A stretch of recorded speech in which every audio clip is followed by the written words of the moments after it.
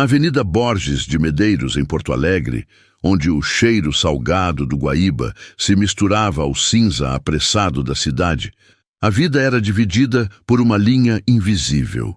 De um lado, o luxo silencioso das grandes mansões. Do outro, a luta ruidosa e diária pela sobrevivência. O destino, porém, adora subverter essas linhas. Eduardo era um gigante nesse cenário. Aos 68 anos, ele controlava uma das maiores empresas de logística do sul do país, mas sua vida era menor que a menor das caixas que sua frota transportava.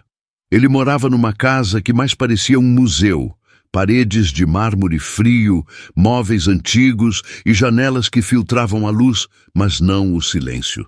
Seu momento de maior solidão, paradoxalmente, era a hora do almoço. Todos os dias, pontualmente às 13 horas, Eduardo se sentava à ponta de uma mesa de jantar que poderia acomodar 20 pessoas. Mas ali estava apenas ele. Um único prato, talheres de prata perfeitamente alinhados e o murmúrio distante de Dona Marta, a governanta, na cozinha. Era um ritual de dor.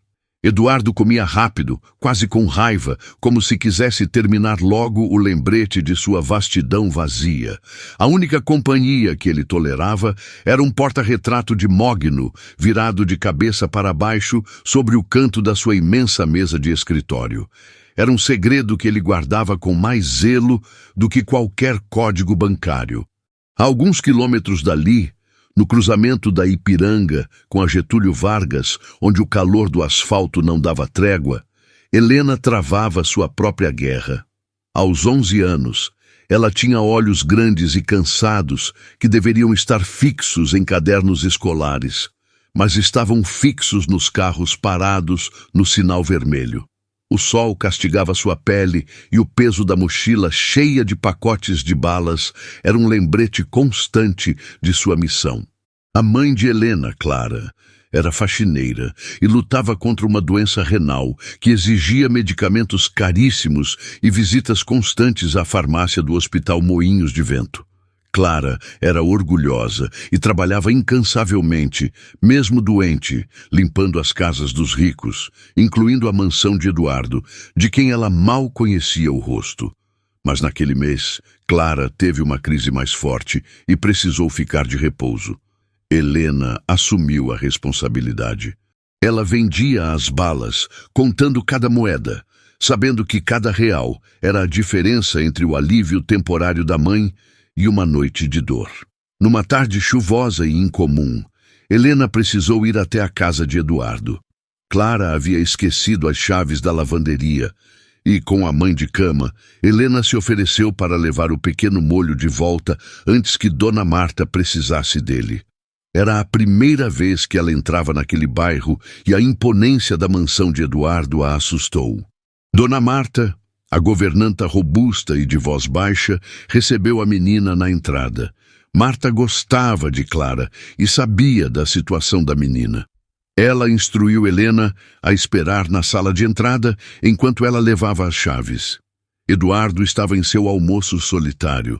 O prato de filé mignon e aspargos parecia intocável no meio daquela mesa de ébano polido. Ele estava revendo papéis com a mesma expressão de tédio de sempre. Helena, esperando na sala de estar adjacente, sentiu o estômago roncar com uma força que quase a envergonhou. O cheiro vinha da sala de jantar e era um cheiro que ela só sentia de longe, nas esquinas das churrascarias chiques. Curiosidade e fome a venceram. Silenciosamente, ela se aproximou do arco que dava para a sala de jantar e espiou. O que ela viu não foi a imagem que se esperaria de um banquete milionário.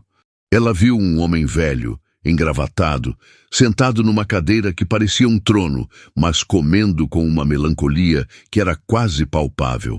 A mesa gigantesca era o palco da solidão.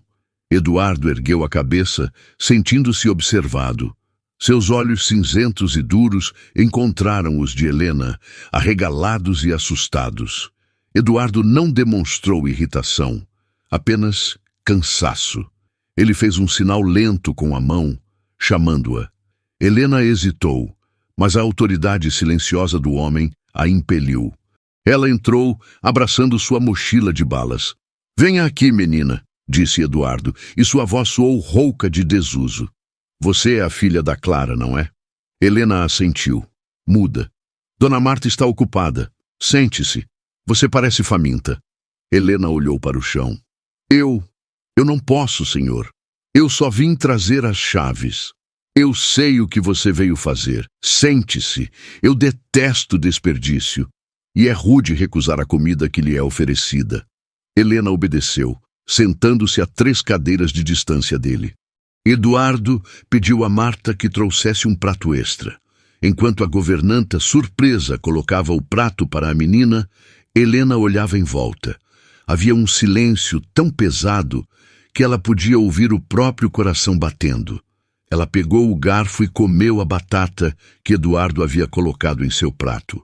A comida era a melhor que ela já havia provado. Depois de alguns minutos comendo em silêncio, a inocência de Helena superou o medo. Ela largou o garfo, limpou a boca com o guardanapo de linho e fez a pergunta que estava presa em sua garganta. Seu Eduardo, ela começou, sua voz um fio de som. Me desculpe a intromissão, mas... Eduardo a encarou, interessado. Ninguém falava com ele assim. Por que o senhor come sempre sozinho, se tem tantos lugares nessa mesa? A pergunta atingiu Eduardo como um soco no estômago. Ele engasgou levemente e seu garfo caiu no prato de porcelana. Ele olhou para a mesa, para os 20 lugares vazios, para a casa fria que ele havia construído para abrigar a família que nunca mais existiu. Ele não comia sozinho por opção, mas por luto. Eu costumava ter companhia, Helena. Ele respondeu, a voz mais baixa e frágil do que ele pretendia. Mas as pessoas que importavam se foram. E eu não sou muito bom em fazer amigos agora.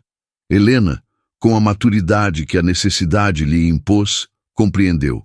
Ela viu a dor por trás da riqueza. Ela olhou para ele com compaixão pura, não pena.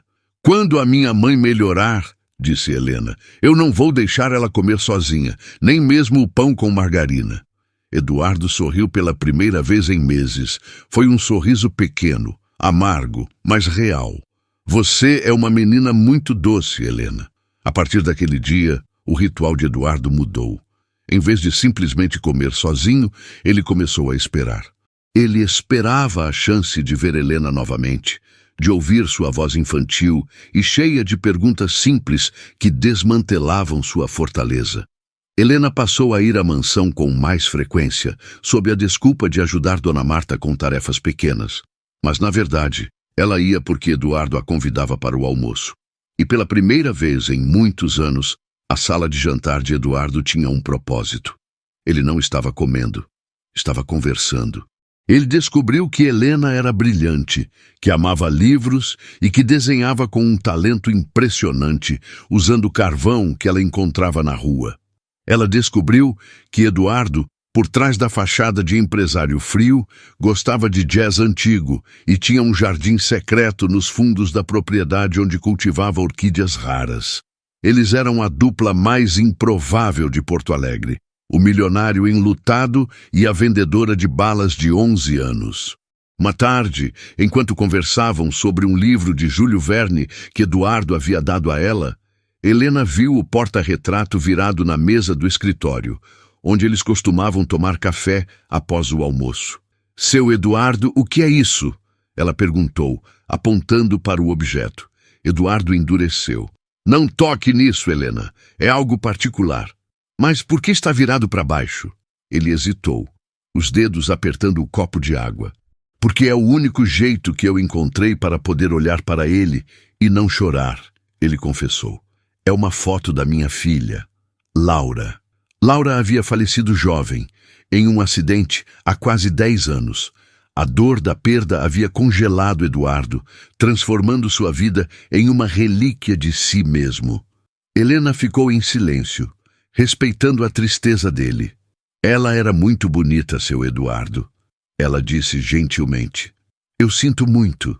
Naquele momento, Eduardo sentiu uma conexão tão profunda e inegável que parecia ter sido arquitetada por forças maiores. A doçura de Helena, sua resiliência, a maneira como ela lidava com a dor sem se queixar, tudo isso era um bálsamo.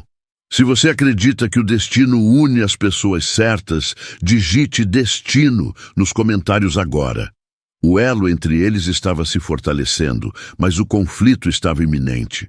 Clara, a mãe de Helena, começou a se sentir melhor, e quando soube que a filha estava almoçando diariamente na casa do patrão, ficou profundamente preocupada.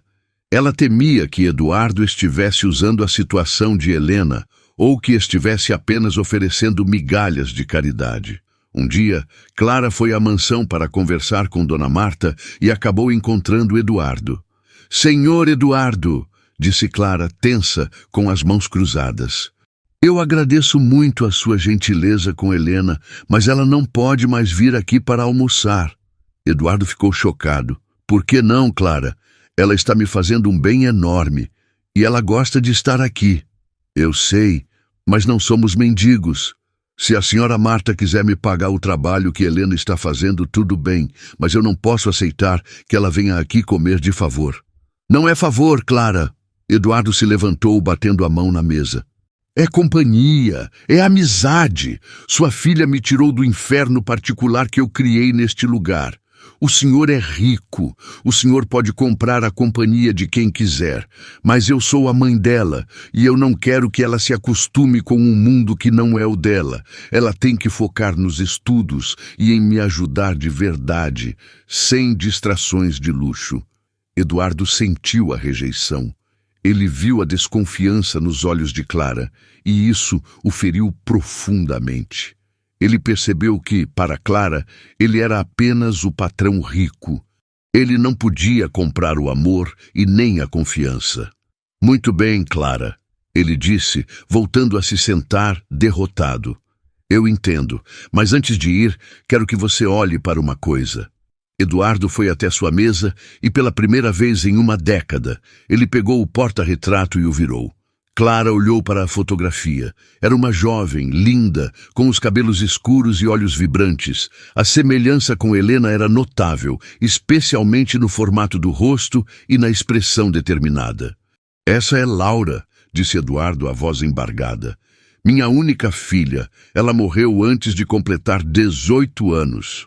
Clara recuou. "É uma tragédia, senhor. Eu sinto muito." Quando Helena sentou naquela mesa, eu tive a sensação que Laura estava de volta. A pergunta dela sobre o porquê eu comia sozinho era a pergunta que Laura me faria se estivesse viva. Ela odiava a solidão. Eduardo olhou diretamente para Clara, os olhos cheios de lágrimas não derramadas. "Eu não estou comprando Helena, Clara.